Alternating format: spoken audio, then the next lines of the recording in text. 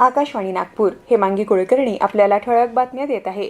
गेल्या दशकभरात भारत एक जागतिक आर्थिक शक्ती म्हणून उदयाला आला आहे असं नागरी विमान वाहतूक मंत्री के राममोहन नायडू यांनी सांगितलं। ते दावोस इथं जागतिक आर्थिक मंचाच्या बैठकीत आयोजित सत्रात बोलत होते। भारत आता उदयोन्मुख अर्थव्यवस्था राहिला नसून जागतिक अर्थव्यवस्थेचा महत्त्वाचा भाग बनला आहे असं नायडू म्हणाले। झारखंडच्या पश्चिम सिंहभूमी जिल्ह्यातल्या सारंडा जंगलात आज सकाळी सुरक्षा दल आणि नक्षलवाद्यांमध्ये चकमक झाल्याचं वृत्त आहे। झारखंड पोलीस आणि कोब्रा दल यांच्या संयुक्त मोहिमेत काही ठिकाणी गोळीबार झाला असून या चकमकीनंतर नक्षलवादी जंगलात पसार झाले आहेत। सुरक्षा दल त्यांचा शोध घेत असल्याचं याबाबतच्या वृत्तात म्हटलंय। प्रत्येक दिवशी येणाऱ्या समस्यांचं गांभीर्यपूर्वक चिंतन आणि मनातून निराकरण करून स्वतःचा विकास साधावा असं आवाहन LITचे माजी संचालक डॉक्टर GS नटराजन यांनी केलं।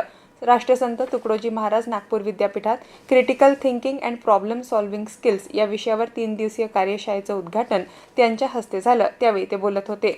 मध्य रेल्वेच्या 17व्या रेल्वे सप्ताह पुरस्कार समारंभात नागपूर विभागानं संस्थात्मक आणि वैयक्तिक उत्कृष्ट कामगिरीसाठी घवघवीत यश मिळवलंय।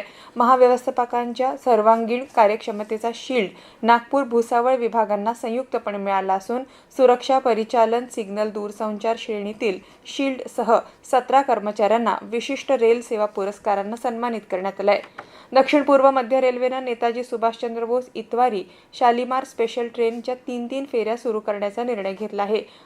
गाडी क्रमांक 08871 नेताजी सुभाषचंद्र बोस इतवारीवरून 26 जानेवारी 2 आणि 9 फेब्रुवारीला रवाना होईल, तर 8872 शालिमारहून 27 जानेवारी 3 आणि 10 फेब्रुवारीला रवाना होईल। गाडी मार्गात गोंदिया, डोंगरगड, रायपूर, बिलासपूर यासह इतर स्टेशनवर थांबे असतील। जिल्हा ग्रंथालय कार्यालयाच्या वतीनं दरवर्षी 14 जानेवारी ते 28 जानेवारी या कालावधीत मराठी भाषा संवर्धन पंधरवडा साजरा करण्यात येतो। या पंधरवड्याच्या निमित्तानं जिल्हा ग्रंथालय अधिकारी कार्यालय नागपूर इथं मराठी भाषेतील पुस्तकांचं प्रदर्शन आयोजित करण्यात आलंय। या पुस्तक प्रदर्शनीचे उद्घाटन कार्यक्रमाच्या अध्यक्षा राष्ट्रसंत तुकडोजी महाराज विद्यापीठाच्या ग्रंथालय आणि माहितीशास्त्र विभाग प्रमुख डॉक्टर शालिनी लिहितकर यांच्या हस्ते करण्यात आलं। केंद्रीय रस्ते वाहतूक आणि महामार्ग मंत्री नितीन गडकरी यांचा जनसंपर्क कार्यक्रम 25 जानेवारी रोजी खामला चौकाजवळील ज्युपिटर शाळेजवळील जनसंपर्क कार्यालयात होणार आहे।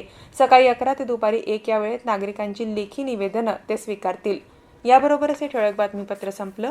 यापुढील ठळक बातमीपत्र रात्री 8:42 ऐकता येईल। नमस्कार।